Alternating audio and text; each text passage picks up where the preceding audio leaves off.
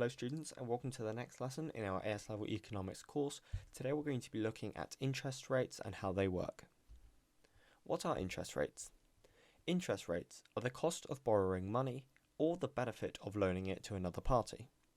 The Bank of England are going to set these interest rates to the general public. The interest rates are then controlled by a group of people called the Monetary Policy Committee. So now we're going to have a look at what interest rates can do. Firstly, we must know what monetary policy is. Monetary policy is the process of actually changing these interest rates and the money supply in order to reach the economy's or the government's macroeconomic objectives. Monetary tightening refers to the raising of the interest rate and increasing the interest rate, and monetary loosening refers to lowering the interest rate. It can affect the economy externally and also domestically. Firstly, we're going to look at its external effects. Now, we have the interest rate at the moment in the Bank of England, and we can either rise it or we can loosen it and make it fall.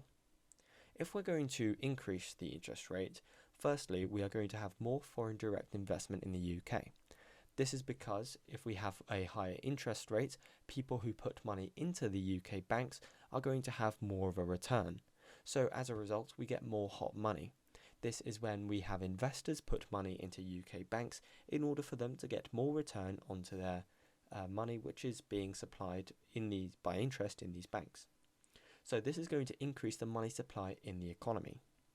Because we're getting this increase in money supply, the value of the pound is going to begin to increase. So this means we are going to get two outcomes.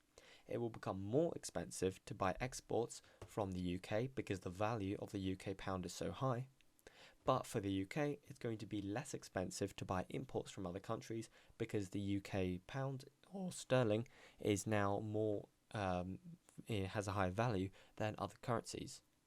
So, since we're getting less exports and more imports, aggregate demand is going to fall because imports are a leakage and exports are an injection.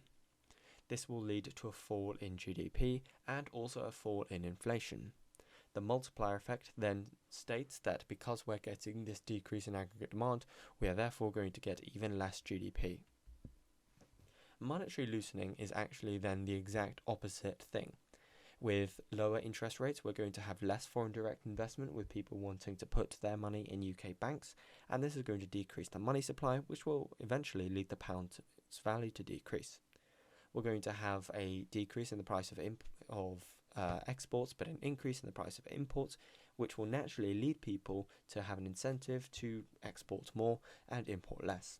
This will increase aggregate demand, which will lead to a rise in inflation and in GDP. The multiplier effect then states that this will lead to even more GDP. Now, by the looks of this, you may think that perhaps it's a lot better to do monetary loosening because we're going to get an increase in GDP. However, do remember that it is going to be at the cost of inflation as well, which may harm the economy. Domestic effects. We can also look at interest rates in monetary loosening or monetary tightening and their domestic effects. If we experience monetary tightening, it's going to begin to be more expensive to have to take out loans because the money you have to pay back on the interest is much higher. Therefore, households and consumers are going to take out less loans and spend less, and as a result, they're going to prefer to save even more. An effect of this is that people are therefore going to spend less and aggregate demand is going to fall. And also, business confidence is going to fall, so they're actually going to invest less, and this is going to prevent aggregate supply from growing, which will therefore increase GDP. Mortgages will also be more expensive, and people will have less discretionary income as a result of this. If the price of a mortgage is going to become more expensive for the person because they're not going to have the amount of money to pay it by taking out loans, they're not going to have the discretionary income to be able to spend onto the UK's economy. Loosening is of course the exact opposite. Now, the problem with this is that households are going to be able to have more money to spend because they are going to have a lot easier to pay back the loans, and this is going to lead to rises in aggregate demand, business confidence, which is going to increase aggregate supply, and people are going to have more discretionary income. Here are some questions on interest rates. Have a go at answering these on another sheet of paper by pausing the video, and then hit play whenever you're ready to see the answers.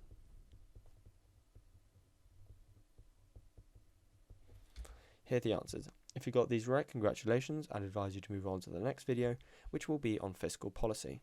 As always, thanks for watching, and I'll see you again next time.